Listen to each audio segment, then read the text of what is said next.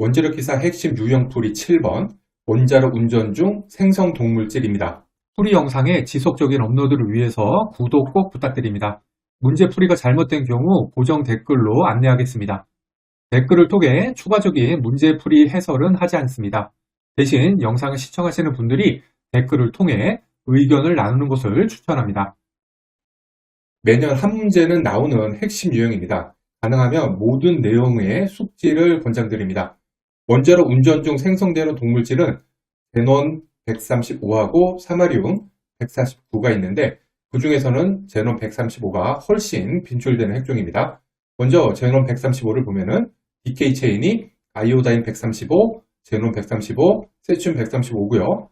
생성은 핵 분열 시 생성된 아이오다인 135의 방사 분기로 생성이 되고, 소멸은 먼저 운전 중에는 중성자 포획 그리고 방사 분기로 소멸이 되고요.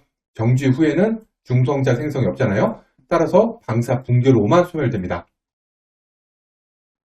정지 후에는 정지 후 초기 같은 경우엔 아이오다인 135 방사 분계율, 즉 생성률이 제논 135 방사 분계율, 즉 소멸률보다 크기 때문에 제논 135가 증가하게 되고요. 이때 정지 후 10시간이 최대치가 됩니다. 참고로 원자로 기동 후 5배 반감기, 즉 50시간 시점에서 제논 135가 제논 평형 상태에 도달하게 됩니다. 이후 아이오다인 135가 점점 감소를 하게 됨에 따라서 제논 135는 감소를 하게 됩니다.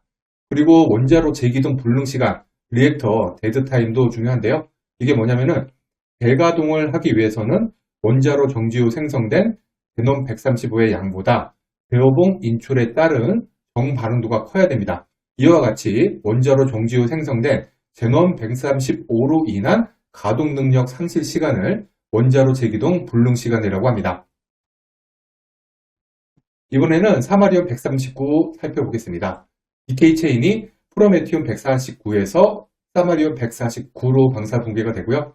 생성은 핵 분열 시 생성된 프로메티움 149의 방사 붕괴로 생성이 되고, 소멸은 일단 사마리움 149가 안전 핵종이기 때문에 방사 붕괴로 소멸이 안 됩니다. 따라서 운전 중에는 중성자 포획으로 소멸이 되지만 정지 후에는 소멸이 되지가 않습니다. 정지 후를 보면은 정지 초기에는 프로메티움 149의 방사 붕괴로 사마리움 149가 증가를 하지만 이후 프로메티움 149가 점점 감소함에 따라서 사마리움 149는 평형을 이루게 됩니다. 마지막으로 출력하고 동물질 변화 살펴보겠습니다.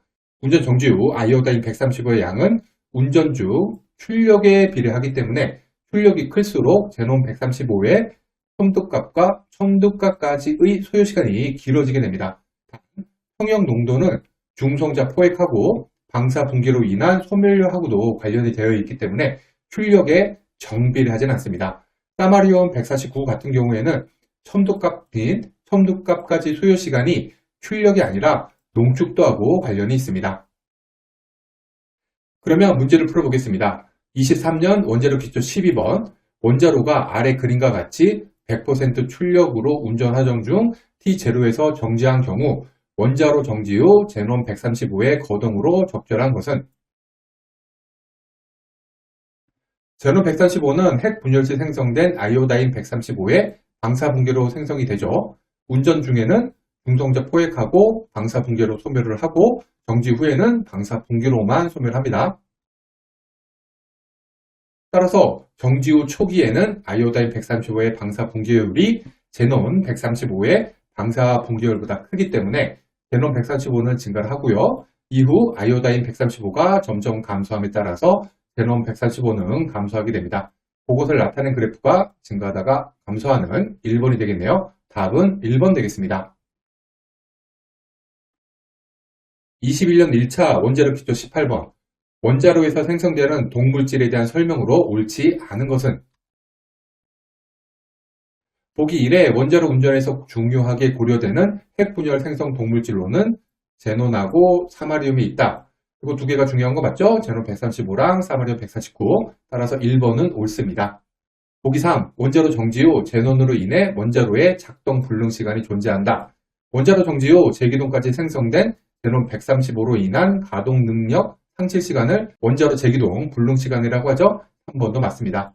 보기 4. 원자로 정지 후 사마리움의 농도는 일정 시간 동안 증가하다가 일정하게 유지된다 라고 되어 있는데, 사마리움 149는 프로메탄 149의 방사 붕괴로 초기에는 증가를 하다가 프로메탄 149 양이 줄어들면서 일정하게 되죠. 따라서 4번도 옳습니다. 보기 2에 제논 평형 농도는 출력에 정비례한다 이렇게 되어 있는데, 제논의 모액종인 아이오다인은 출력에 비례하기 때문에 제논의 첨두값은 출력에 비례하는 것은 맞습니다. 하지만 평형 농도는 중성자 포획 및 방사 붕괴로 인한 소멸하고도 관련이 되어 있기 때문에 출력에 정비례하지 않습니다. 따라서 2번이 틀렸습니다. 2018년 원자로 안전과 운전 4번. 원자로를 100% 출력으로 운전하다가 이때 제논 농도가 평형입니다. 출력을 감소시켜 50% 출력으로 안전 상태로 유지하고 있다. 이때 원자로 내부의 제논 135 농도 변화에 대하여 다르게 설명한 것은, 제논은 중성자 흡수 또는 방사 붕괴로 소멸을 하고 출력이 100%에서 50%로 감소됐죠?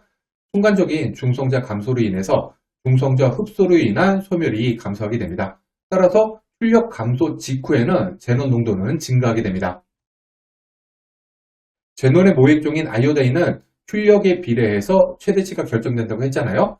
이때 출력 감소로 아이오다인의 최대치가 감소하였기 때문에 100% 출력 때보다는 낮은 농도에서 제논은 방사평형을 이루게 됩니다. 따라서 낮은 농도로 제논 방사평형, 이거에 해당되는 것은 보기 4. 출력 감소 후 잠시 제논 농도가 증가했다가 초기 출력 때보다 낮은 농도에서 안정한다. 4번이 답이 되겠습니다.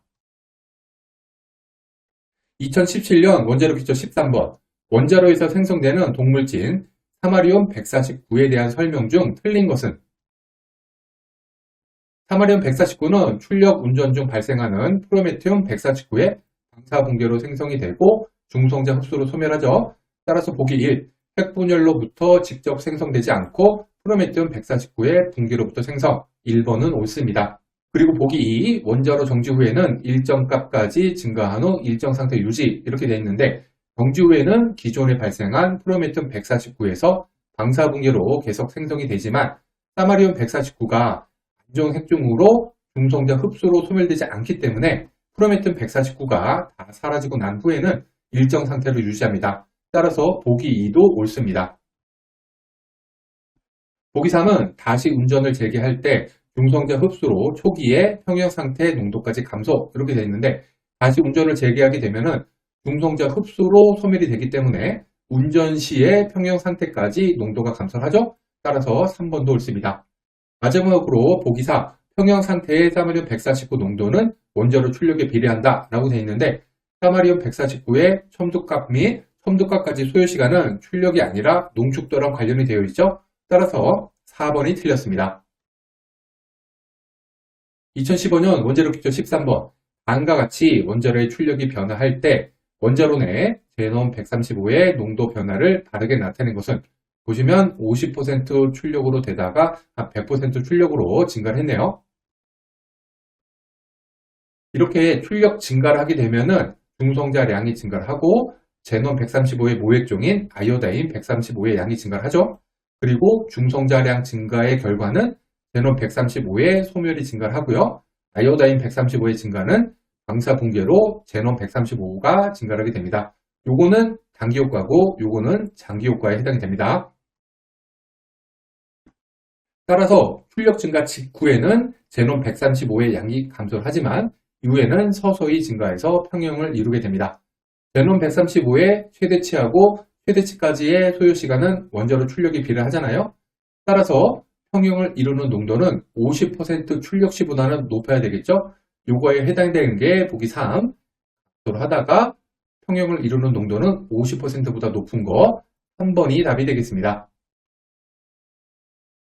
2013년 원자로 기초 6번. 원자로가 100% 출력으로 장기간 운전하다가 T0에서 정지되었다. 정지된 이후 노심에서 아이오다인 135하고 제논 135의 농도 변화를 골라 다르게 나타낸 것은? 운전 정지가 되면은 아이오다인 135는 더 이상 생성이 되지 않고 방사 붕괴로 감소를 하죠. 따라서 아이오다인은 가 그래프가 해당이 되겠고요. 제논 135와 같은 경우에는 생성은 핵분열치 생성된 아이오다인 135의 방사분기로 생성이 되고, 소멸은 운전 중에는 중성자 포획하고 방사분기로 소멸이 되지만 정지 후에는 중성자 생성이 없기 때문에 방사분기로만 소멸이 됩니다. 정지 후 초기에는 아이오다인 135의 붕괴율이 제논 135의 붕괴율보다 크기 때문에, 즉 생성률이 소멸률보다 크기 때문에 제논 135는 증가를 하게 되고요. 이후에 아이오다인 135가 감소하면서 제논 135의 농도도 감소하죠. 따라서 이게 해당이 되는 게 증가하다가 감소하는 다 그래프입니다. 따라서 답은 1번, 아이오다인 135의 농도 변화는 가, 제논 135의 농도 변화는 답이다. 1번이 답이 되겠습니다.